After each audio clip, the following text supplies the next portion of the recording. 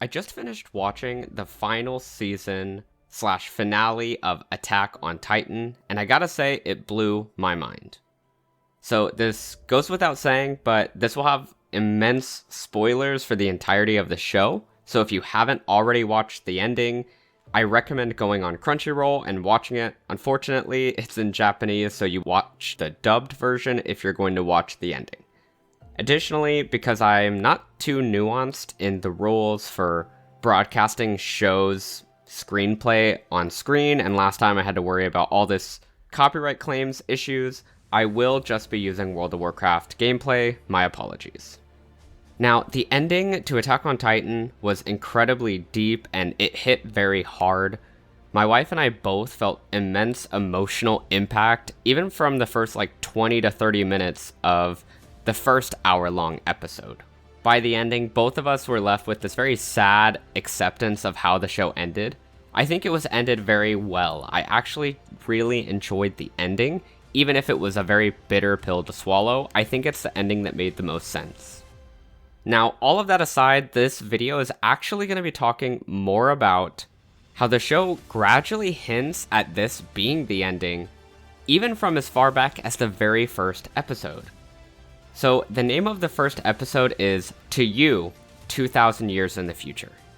This is a heavy hint that correlates very strongly with the Attack Titans' foresight ability, where Attack Titans can see the future and past among other Attack Titans.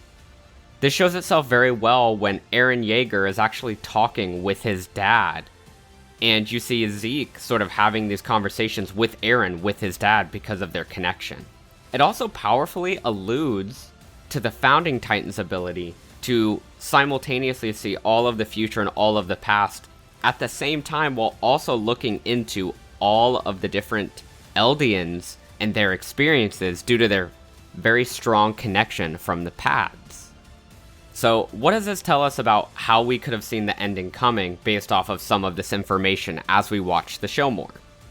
Well, my prediction that I mentioned in my previous video about this was the first episode was hinting that Eren knew the outcome of all of these decisions because of his foresight ability connected with the Attack Titan.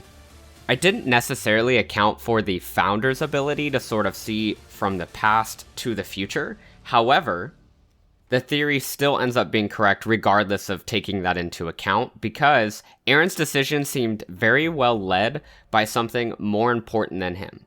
I could see two outcomes from my experience. One was he had just lost his mind.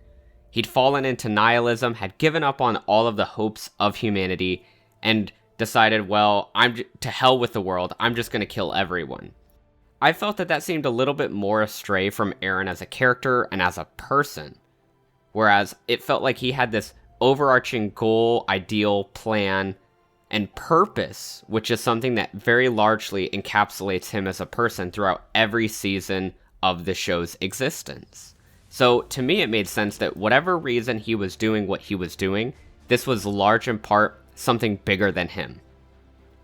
And as we watch the show, you sort of see Eren go into these dreams and nightmares and all of these things that he just happens to be seeing, and it's the show crumb feeding us bits and pieces of information about him actually seeing the future that he is going to have to contend with. That all of this has fallen on his lap. All of this coincidence was actually not a coincidence at all. And to some extent, I actually believe the Attack Titans sort of work in accordance with one another, even if they all didn't see nearly as much as he did. For clarification, I misspoke earlier. It's called To You After 2,000 Years, but the point still remains the same. And I actually think it's very well crafted because it is a message to those who exist 2,000 years after the events that created Ymir, the original Eldian that spiraled the rest of the Eldian race. And the message is this. This is to all of you in 2,000 years. The ending to what began will come. And so Ymir, directly and or indirectly, brought about all of these different events and put them into place to create the ending to the Eldian Empire. And while it did not create what we would accept as traditional peace, I also think she, as well as Eren, understood the fact that peace is not something that just exists in stagnation. Peace is sort of a balance to be struck with chaos and order, the known and the unknown, hatred and love, and it's something that will continually be fought for and maintained, and will go in and out of balance. Now, the problem with this is, for those who have Titan abilities or are Titans, the balance is heavily struck in your favor, both with hatred being directed at you and power coming from you. And so the only overarching solution to this is the actual death of the Titan itself, not the Titan race. So I really quickly just wanted to go over that. Those were my thoughts. That was kind of the theory I had, and I think much of it was confirmed by the final season. I really enjoyed the finale. I think it gave me everything I wanted and a little bit more. I'm kind of curious to see how you guys enjoyed it. I know I got some comments saying that you were disappointed. I'd also read that it's a very controversial end to the show, which I can understand why. For those of you who love the show and have watched it to the end, what are your thoughts? What are your feelings? Would you like to see more videos like this? I'd really like to dissect some of the characters in the show, especially if that's something you guys are interested in. Anyways, thanks for watching the video. Watch out for the rumbling. Peace.